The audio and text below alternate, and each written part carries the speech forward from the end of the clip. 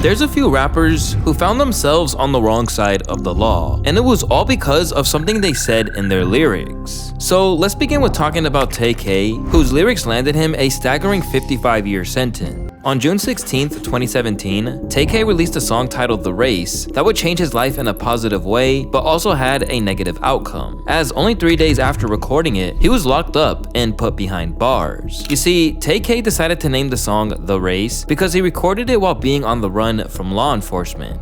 That was like 3 days before I got locked up when I recorded it. At the time, Tay-K was just 17 years old, and being that he reportedly grew up as a very difficult child who did not want to go to school and barely saw his father, releasing this track was life-changing to the future star, and could have possibly taken him down a path he used to dream of. Although he originally released the song on SoundCloud as an independent artist, the song would go on to be a smash success, as it charted number 44 on Billboard's Hot 100, and has been remixed by tons of artists such as Tyga, Lil Yachty, Fetty Wap, and many more. However, the song didn't really take off until Tay-K was locked up in prison, with the lyrical content of The Race being used as evidence to convict him. To understand why, it's important to note that just 1 year before dropping the song, Tay-K was involved in a home invasion in Mansfield, Texas, that resulted in the death of 21-year-old Ethan Walker on July of 2016. Police are still searching for a 17-year-old murder suspect described as a violent fugitive. Law enforcement sources confirmed that Tamor Trevon McIntyre is a suspect in a murder case in Mansfield. Tay-K ended up getting arrested, but since he was a juvenile, he was put under house arrest at his sister's house. I had got my apartment. Like I said, we didn't have a lot of family like that. In Kimbo, you get released. Juveniles get released. He got released to me. I had my apartment. I was 18. I was working. While on house arrest, Tay-K expressed that he was having urges to escape on sites like Twitter, and soon he would literally cut off his ankle monitor and fled to New Jersey, where he was then caught by US Marshals. He began to gain popularity on the day of his arrest by strategically releasing his song The Race, where he had a few bars about beating the case and running from the police.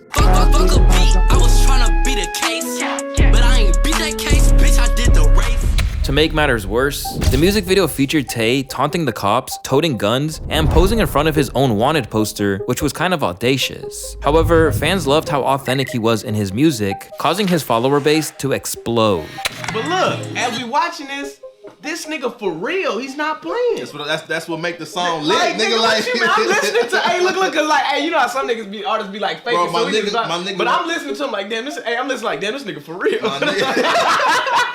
But these publicity stunts wouldn't age well, as after the investigation was over, Tay-K was also found responsible for murdering a photographer who had invited him to take pictures while he was on his race. Although the capital murder charge and its mandatory 40-year prison sentence did not stand up, Tay-K was sentenced to 55 years behind bars on the 19th of July, 2019. It's assumed he's not having a good time behind bars, as early last year, tweets from Tay-K's official Twitter account said that he was being treated like a hamster, and that he was at war within. While an argument can be made that Tay-K certainly deserves the punishment for his crimes, the same cannot be said for Mac Phipps, who had nothing to regret since he was wrongfully convicted for over 20 years. McKinley Mac Phipps became a member of No Limit Records in 1996, which consisted of legendary rappers like C Murder, Mystical, and Snoop Dogg. He was on his way to a very fruitful career until the 20th of February, 2000, where tragedy struck. Mac was at a show with his family in Baton Rouge when suddenly a fight broke out in the crowd, and before anyone knew what was happening, a gunshot was released, causing the crowd to panic and scatter. While everyone was running away, Mac supposedly took out his personal gun as a defense tactic,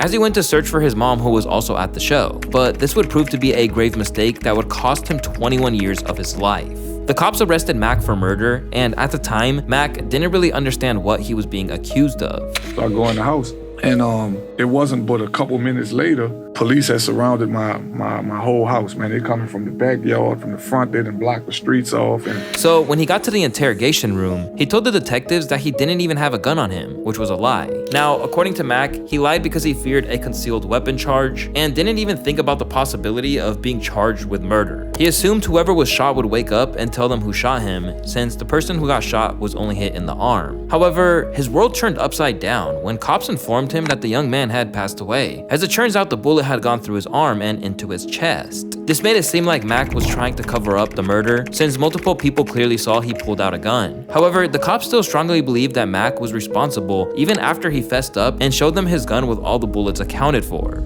That gun that you had not been fired. Never been fired. So what the fuck are they fucking with you for? Because I gave them this gun. They tested it. They tested my hands. The gunpowder test came up missing. Like we couldn't. Oh yeah? Yeah. They Oh suddenly, man, don't you just love They it? couldn't remember what a gunpowder test was. When his case hit the courts, it got so much worse for Mac, as the district attorney at the time, Walter Reed, was notorious for convicting black folks with no mercy. But what's kind of strange is that the prosecutor spliced together lyrics from 2 different songs off Mac's catalog as evidence of Mac's criminal character. During the trial, the prosecutor said, "This defendant who did this is the same defendant whose message is murder, murder, kill, kill, you fuck with me, you get a bullet in your brain." You don't have to be a genius to figure out that 1 + 1 = 2, to which Mac thought was messed up. You took 2 different songs, spliced them together to make what you feel, to basically make the statement you wanted to make. Murder, murder, murder, murder, kill, kill, kill, kill. One song was Murder, Murder, Kill, Kill, which was like a straight battle rap.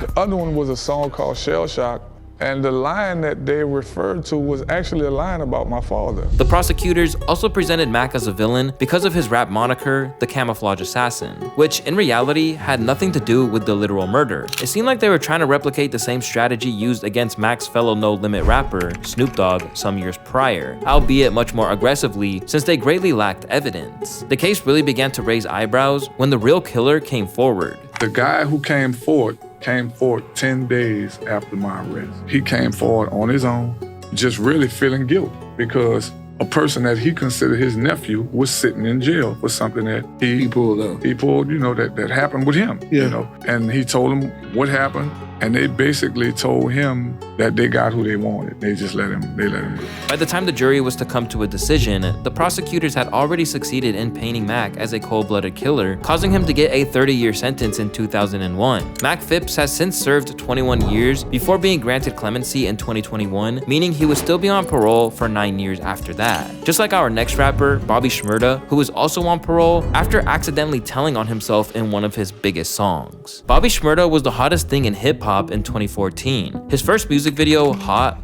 was going viral with multiple celebrities co-signing his iconic Shmoney dance. That's an old song. It's not, can't everybody stop saying that. It's not just Caught a Body about a week ago. It's Mitch Caught a Body about a week. He was even performing at concerts with some of the biggest names in rap, such as Drake and Meek Mill. But sadly, Bobby wouldn't get to enjoy his newfound fame for a very long time, as a year-long police investigation was about to come to a head, with Bobby at the center of it all. You see, Bobby was a member of the GS9 crew and had been in the streets from a very young age. School outside, really, I started going to school around like 5th grade, 6th grade. And then hold on, you went in the 5th grade? Yeah, I started going to school around 5th grade. Okay, you already knew all you needed to know. You sharing and all that. I just started making coloring money. And I used to go to school and I used to look at the other kids sometimes. You stupid ass motherfuckers trying to learn that shit.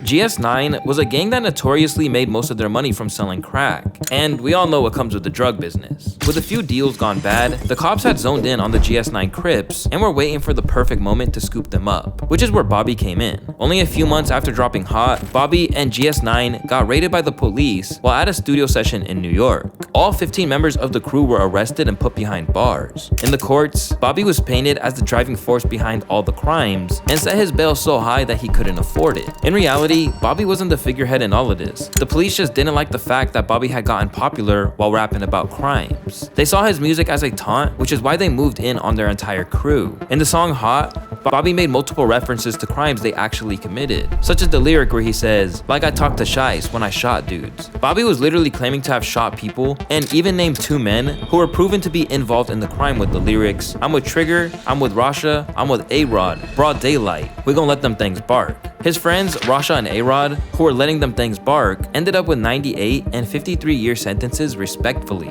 And Mitch, who caught a body about a week ago, got handed 8 months since they lacked a lot of evidence in his own case. After seeing some of his boys get cooked by the judge, Bobby ended up accepting a plea deal for a 7-year sentence. It was supposed to be 5, but he took a longer sentence so his homies Rowdy Rebel and Nitch could do 7 years instead of 12. Rowdy was also a rapper in the GS9 crew and has been friends with Bobby since he was a little kid, so it wasn't surprising that Bobby would do all this for him and Nitch. Bobby has since served his time and was released in February of 2021, and his actions earned him a lot of respect in the streets since he held it down for his boys. Unlike Tekashi 6ix9ine, who did the complete opposite and is now literally getting blackballed by the entire industry. The rapper 6ix9ine had hired the members of the 9 Trey Bloods as his bodyguards right after they released his breakout hit Gummo in 2017. Right out the gate, the top Bloods saw this as an opportunity to make a lot of money from an up-and-coming rapper, so they gave 6ix9ine a high position within the gang, convincing him to believe he was one of them.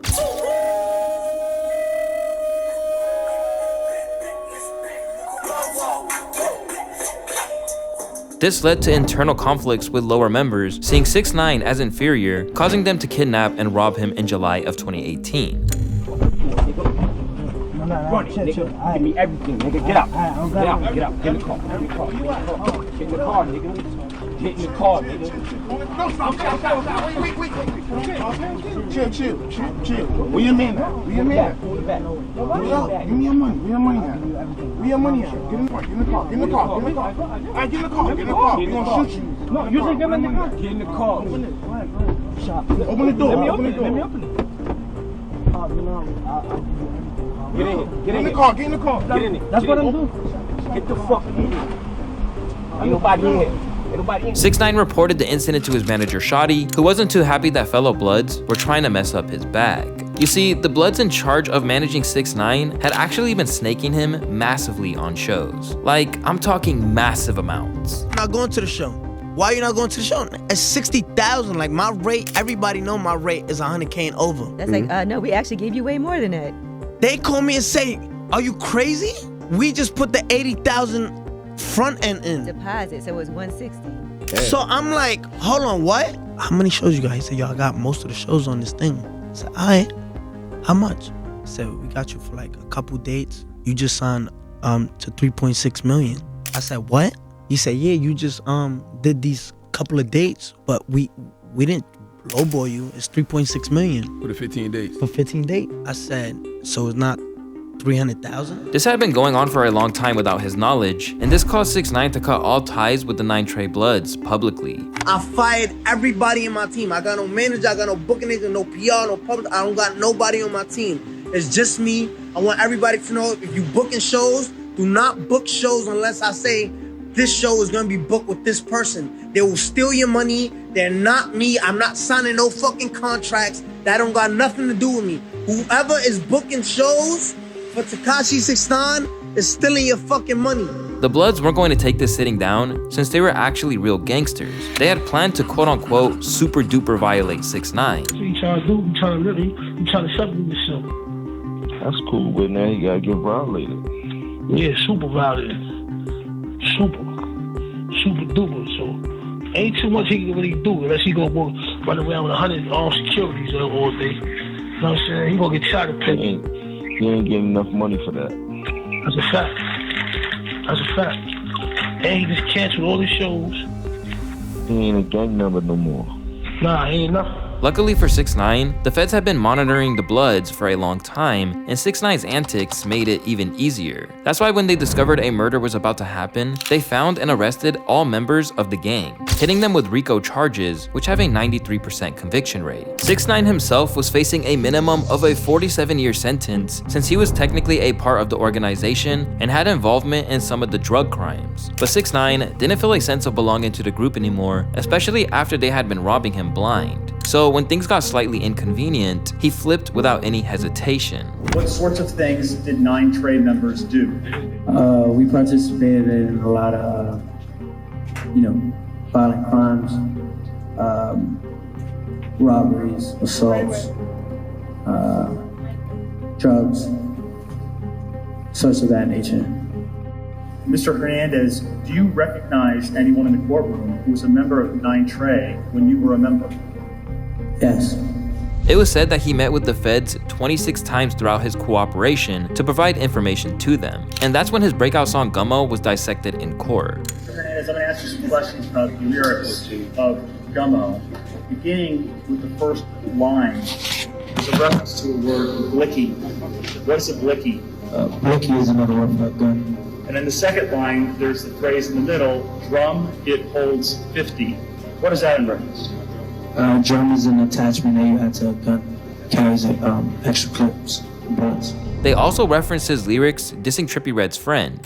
Look at me, you will lose the nigga of that Uzi nigga. Remember when you was in LA, nigga? Wait, and yo, KB let's told address you to the take your people. flag off, the nigga that you was talking about in the song? Let's no, KB address used the to lose people. it. That nigga don't run shit. He's not from my state. The prosecutors brought it up when they were discussing the assault of Trippie Redd's team by the 9 Trey Bloods. 6ix9ine's testimony landed all the Bloods involved hefty sentences. It was even worse for the 2 guys who kidnapped him since they refused the plea deal offered by the prosecutors. Eventually, 6ix9ine ended up receiving only a 2-year sentence, which he has now served. And his actions brought him a lot of hate from everyone because they felt like he snitched on the homies. 6ix9ine, on the other hand, seems to see it differently. I beef with the whole West Coast. I beef with the Houston. I beef with Chicago. Did I ever get kidnapped by Chicago or Texas or West Coast? Did I ever get kidnapped by them, or I got kidnapped by my own people? What I did wasn't snitching. What I did was being smart. In the aftermath, Tekashi 6ix9ine deciding to let the truth fly against the gang got him shunned by the hip-hop community. He claims that platforms like Apple Music and Spotify no longer promote his music whenever it drops. Tons of artists aren't willing to work with him anymore, most likely for the fact that doing so can be damaging to their reputation, as was the case with someone like Kodak Black, who got heavily criticized for working with 6ix9ine last year.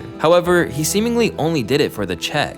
That's an M, homie. It's like, what the fuck, homie? I understand the value of $1. On the other hand, when Gunna allegedly snitched on his best friend, label boss, and frequent collaborator, Young Thug, things unfolded a bit differently. And this is also a case where lyrics were reportedly being used as evidence as well. On May 9th, 2022, Young Thug, Gunna, and 26 other members of YSL, aka Young Stoner Life, were named in an indictment for allegedly violating the RICO Act, which basically meant they were allegedly committing crimes in a criminal organization. Gunna specifically was locked up for the lines in a song with a now deceased rapper named Lil Keed, where he repped YSL and showed a YSL pendant in the video, which the prosecutors claimed was enough to prove his affiliation. However, things made a weird turn when 6 months later, it was reported that Gunna took the Alfred plea deal to get out earlier than the rest of the members. This essentially means he snitched on Young Thug. To make matters worse, the footage of him snitching in court even got recorded and posted online for everyone to see. I became affiliated with YSL around 2016. Is that true as it pertains to you, Mr. Kitchens? Yes, ma'am. YSL is a music label and a gang, and you have personal knowledge that members or associates of YSL have committed crimes in furtherance of the gang. Yes, ma'am. You were present when law enforcement officers stopped a vehicle in which you were present along with Jeffrey Williams, wherein hydrocodone, methamphetamines, and a firearm were recovered. These items did not belong to you. Yes, ma'am. Instead of getting treated like Tekashi, Gunna somehow maintained a solid fan base and connections to the industry, as the hip-hop community was drawn between whether the Alfred plea should be considered a form of snitching. As for Thugga, the prosecutors have yet to present any solid evidence, leading them to turn towards Thug's music as evidence of criminal activity. Associate of YSL released a song on YouTube titled Slime Shit, where the lyrics state, "Hey, this is that slime shit. Hey, YSL shit. Hey, killing 12 shit. Hey, fuck a jail shit. Hey, cooking white brick. I'm not new to this. Hey." The lyrics the judge read are from Young Thug's 2017 song, Slime Shit, featuring Yak Gotti. After this, the whole conversation around rap lyrics being used in court erupted, with Young Thug's parent label stepping in and setting up a petition against the use of rap lyrics in court. My name is Kevin Laos. It's no secret that people of color are under attack every day. Bless up, we need to protect freedom of speech, especially when it comes to art. My art is not a reflection of my character. As being an artist, you should be able to always express the way you feel in that moment. Freedom of speech and expression is important to me because I think of, you know, all the beautiful music that everybody's ever put out. However, Young Thug's lyrics are still being played in court, even as recently as a few months ago.